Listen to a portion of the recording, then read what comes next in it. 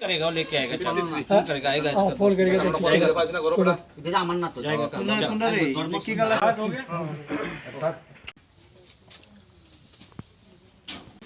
बैठ तू इधर। वो एक सीक्रेट इन्फॉर्मेशन मिला था असम राइफल 21 असम राइफल को, जो हमने पुलिस के साथ शेयर किया एंड खोए पुलिस स्टेशन में, जहां एसआई सत्यजीत मलिक आए थे हमारे हेल्प के लिए।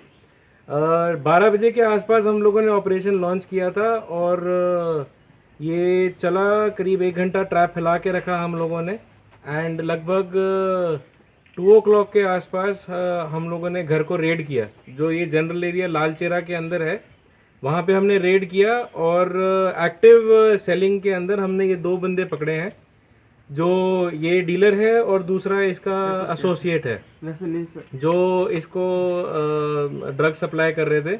इनको रेड हैंडेड एक्ट में पकड़ा गया है।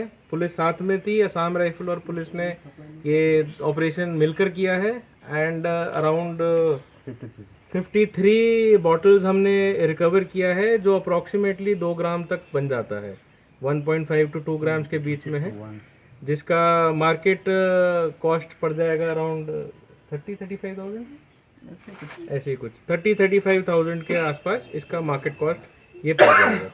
बस, थैंक यू।